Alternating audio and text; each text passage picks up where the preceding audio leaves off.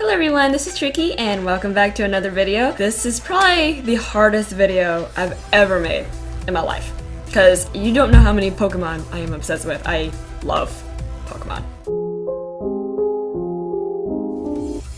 But anyway, I have loved Pokemon since I was in the first grade, and I'm 22 right now, so my opinions have changed a lot over the years. Originally, this was gonna be a top 10, but there was no way I could narrow down my favorites to a tiny little 10 number, so it was a requirement for me to make a top 20 instead. There are over 700 Pokemon, close to 800, and I had to limit down to 10? No. In fact, my list may change when the new games are released, but don't worry, I'll make a top 10 favorite Sun and Moon Pokemon for good measure. Anyways, I hope you enjoy and be sure to put your top 5 favorite Pokemon in the comment section below. Everyone has different opinions, so be sure to respect each other. Oh well, this is the internet. It's probably not gonna happen, is it? Oh well, let's go ahead and get started. Taking our number 20 spot, we have Rapidash. Besides wind or air, fire is most likely my favorite element of all time. I absolutely love fire, and I love horses. What happens if you catch a horse on fire? Well, actually, I worded that completely weird. So what happens if you add fire to a horse and then make it into a mystical beast? It turns into a beautiful creature, such as Rapidash. And I'm hoping for a Mega Rapidash. Give it wings. I usually name my Rapidashes Lanova. Oh yeah, and that reminds me, whenever you list your top 5 in the comment section below, be sure to add what nicknames you give it as well. Moving on to number 19, we have Raichu. I love Pikachu to death, but I have always loved Raichu a lot more. And I can't help it. I really can't, and every single team in my first generation games have always included a Raichu. If the evolution of the mascot of Pokemon does not get a Mega Evolution, I will rage. I need a Mega Raichu. Next, we have Mismagius. This Pokemon's design is probably one of the best ghost designs I've ever seen in Pokemon. And I may be a little biased with that because I love pink and purple, and I love ghost types, but it doesn't change the fact about how much I love this Pokemon. A lot of people think it's ugly, but look at its face. I think that's cute. That's a cute face. But my favorite thing about this Pokemon is that it could be a special attack monster. It can learn a huge variety of special attacks, and special attackers are my favorite. I can't help it. A nickname for Mismagius, I usually go with Midna. Got that name from Twilight Princess because I freaking love that game. Moving on to number 17, we have Lugia. Pokemon Silver was my very first Pokemon game. My grandmother gave me a choice of either gold or silver, and just the fact that I love the design of Lugia, I had to go with Lugia. But that is not really the main reason why I love it so much. Whenever Pokemon 2000 came out, the second Pokemon movie, I loved it so much. I love Lugia's song. I've covered it many times, and I actually kind of want to write even more lyrics for it because it is a gorgeous piece.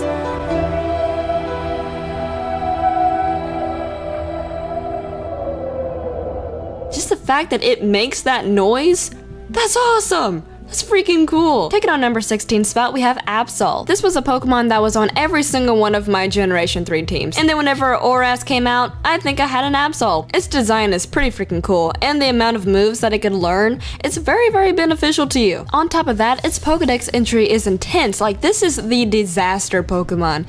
And it doesn't really cause disasters, but the fact that it pops up whenever something big is about to happen, that's just always been really cool to me. I fangirled like crazy whenever it got a freaking Mega Evolution. It looks like an angel of disaster. That's awesome. At number 15, we have Ninetales. This is another favorite that I've had for a very, very long time. I'm really into mythology, and the fact that this is a huge part of Japanese mythology makes me love it a lot. And of course, it is a very beautiful fox Pokemon, so why wouldn't you not like it, you know? On top of me being obsessed with fire, this Pokemon also has a lot of ghost qualities to it, and that's what makes me love it so much. I would love a Mega Ninetales to become Fire Ghost type. That would be great, because it learns a lot of ghost type moves, and it's kind of spooky. It's a spirit fox Pokemon. That's awesome. Moving on to number 14, we have Typhlosion. Typhlosion holds a very, very special place in my heart. Cyndaquil was the second starter I ever chose in any Pokemon game, though I did start with Pokemon Silver and not the first gen games. My very first starter was Totodile, and I love Totodile. I freaking love little alligators or crocodiles and all that good stuff. I love reptiles. But then I got Pokemon Crystal, and I wanted to try something different, and I usually choose the fire starters. I always choose Charmander whenever it's a first generation game. So I figured I would go back to my roots and choose Cyndaquil, and I absolutely loved Cyndaquil. And then I raised it, and Typhlosion is awesome. Then I got really attached to the Cyndaquil evolutionary line whenever I played Pokemon Reborn. I played a little bit on this channel and you can check it out. I'll put the links in the description. It's whenever I first started my channel. It's a long time ago. And you have the option to choose any starter from any generation, and I went with Cyndaquil. I usually name my Typhlosion Cinder, and for some odd reason it didn't occur to me that Cyndaquil kind of starts with Cinder or Cinda. I thought I was being creative because my favorite Spyro character is Cinder, so I wanted to name it after her. But then I realized, god dang it. On to number 13, we have Arcanine. Arcanine has been another long-term favorite, and yes, it is another fire type. I can't help it, I freaking love fire. I've been a dog and a cat lover all of my life, and of course whenever I saw a huge fire-breathing dog, I was sold, and I thought it was so majestic looking. On Pokemon Snap on the volcano level, every time that I managed to get an Arcanine to come out of those little pit thingy bobbers, I screamed, I cheered. But Arcanine is a fantastic Pokemon when it comes to its design and even battle-wise. I love it. I usually name my Arcanines Oki, and I got that name from one of my favorite characters from the game Okami. Taking a number 12 spot, we have Garchomp. What happens when you combine a hammerhead shark with a freaking dragon? This beauty is born, and Tricky fangirls over it. It's a freaking shark dragon. That is amazing, and I honestly thought the sand shark concept was very, very creative. Garchomp and Luxray were the two Pokemon that stood out the most to me whenever I was looking through the 4th gen Pokedex whenever the games first came out, because, you know, looking through the manuals in the store. Yep, I did that all the time. But it was one of my favorite designs. On top of that, whenever I got X and Y, I picked up a Gibble, and my Garchomp was my strongest Pokemon on my team. I absolutely loved my Garchomp. I named it Nibbles, because that is totally appropriate for a dragon shark. It's gonna bite your face off. Moving on to number 11, we have Salamence. Oh, fancy that. Another dragon, I know, but ever since the first time I saw Salamence, I've always loved its design, and I have a bit of a sappy story that goes along with this. I have a very huge obsession with flying. The idea of flying, having dreams about flying, stuff like that. I absolutely love it, and I've always had this obsession since I was a small kid. And then we look at Bagon. Bagon's Pokedex entry is this. Bagon has a dream of one day soaring in the sky. In doomed efforts to fly, this Pokemon hurls itself off of cliffs. As a result of its dives, its head has grown tough and as hard as tempered steel. That's freaking inspirational. I mean, I do not recommend that you jump off cliffs, but looking at it as a metaphor, it's a very beautiful story. The fact that that little guy just kept trying even though it probably didn't know that it was destined to be an awesome dragon with wings, and on top of having a mega evolution that looks like a croissant starship. I mean, that's intense. It becomes one of the fastest flyers ever, and it was all because it kept trying. I love it. It motivates me. That's why I love Salamence so much. I've named my Salamence Starscream. It is my baby. I do believe that it is top 10 time. This was originally going to be split into 2 parts, but people voted on Twitter that they wanted one video, so that's what I'm going to give you. Taking our number 10 spot, we have Reshiram. This Pokemon holds a lot of importance, and if it wasn't for Reshiram, I probably would not be playing Pokemon right now. So this is a little story. After the 3rd generation of Pokemon came out, I took a break. After spending hundreds and hundreds of hours on all of the 3rd generation games, including Pokemon Coliseum, I honestly took a break. I did not touch Pokemon for years. And whenever the 4th generation came out, for some idiotic, stupid reason, I was not interested. Maybe I didn't like the box art of the legendaries, or I don't freaking remember the stupid reason that it was, but I did not touch 4th gen. Then 5th gen comes around, but I don't notice. There was a lot of stuff going on, and for some reason, I did not know that that was a thing. Then 1 year later, someone gives me Pokemon Black for my birthday. And on Pokemon Black, you see the lovely Reshiram, and I fell in love with that little dragon.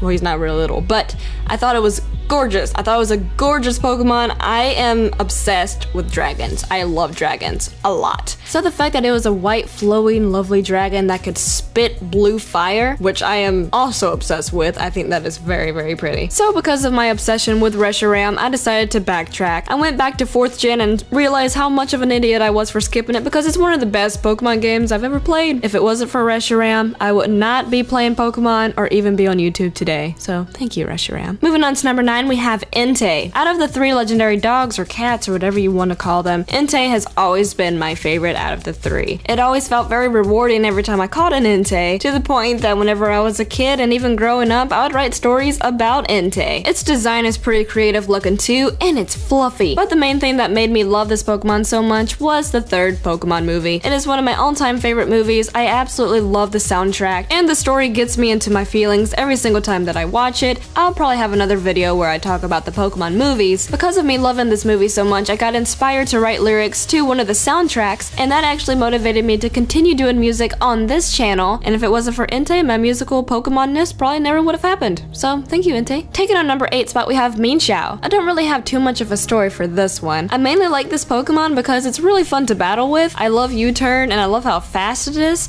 and mostly its design. I think its design is really cool. And to be honest, I think that's it. I usually name my Mienshao Kitana from Mortal Kombat. I guess the only thing I could add to that is that I really want to see a Mega Mienshao, so I think that's it. Moving on to number 7, we have Milotic, but I wish that it was pronounced Melodic because that sounds cooler. Milotic is by far my favorite water type Pokemon. It's a beautiful Pokemon, but it's strong and it will kill you. Well, not really, but you know what I mean. This thing levitates. That's awesome. It has so much power that it could just float off the ground. I honestly wish I could have a Milotic in real life because apparently they have the ability to take away stress. I don't know how they do it, but they take away negative emotions, and I need about 50 of them. Another reason is because I almost feel like I have to like this Pokemon because of how long it took me to catch a Feebas in Ruby and Sapphire. I literally played the game for hours, probably days, trying to find a freaking Feebas, and I was so unlucky. If you play the original 3rd generation games, you probably know what I'm talking about because it's that stupid little tile thing, like Feebas will only appear on like a random generated tile in like Route 119 or something like that.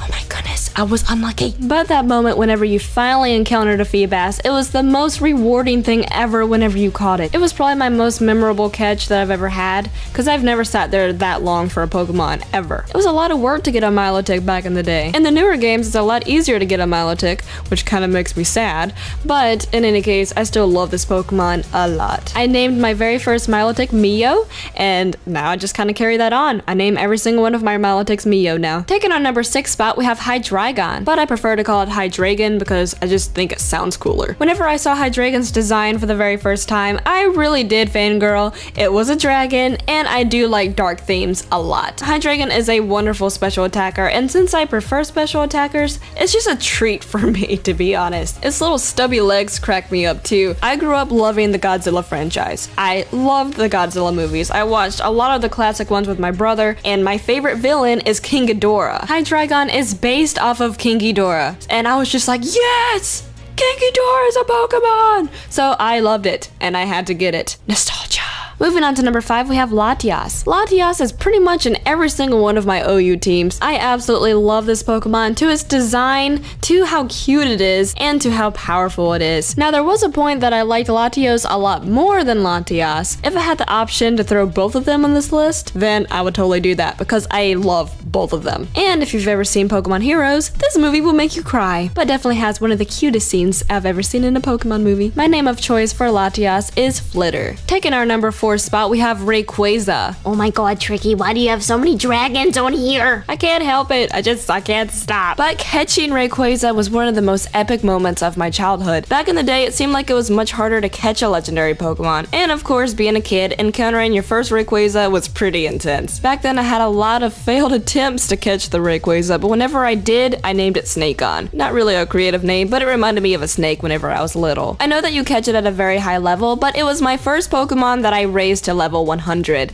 It was my treasure. I eventually transferred it from my Ruby to my Sapphire, and I beat the game with it as well. It didn't really listen to me half the time, but I wanted to use this Pokemon anyway. After I was finished with Sapphire, I transferred Snakeon to Pokemon Coliseum and spent 300 more hours on the game with this Pokemon. I know that I used it to beat that 99 trainer challenge thing. Snakeon was indeed a huge part of my Pokemon life. Plus it's awesome, and its Mega is amazing, and it has lipstick. I love lipstick. Now if I catch a Rayquaza, I'll name it Frenzy because no one could ever match up to Snakeon. Moving on to number 3, we have Haunter. The thing that got me loving Haunter so much is the Pokemon anime. I love its personality. They're scary, but they like to have fun, and they play tricks on people, and they laugh about it. They just have a really good time, and I love that. On top of that, I think it's adorable. I think it has a lot of cute moments. A lot of people question why I think Haunter's so cute, but it's so adorable. Taking our number 2 spot, we have Yveltal. Yveltal is the reason why I started this channel. Whenever I saw the very first teaser trailer for X and Y, and I saw Yveltal, I was going insane. I could not pronounce its name for the longest time though. Like, this is my very first video talking about Yveltal. I want to fly on this thing. I can't pronounce his name.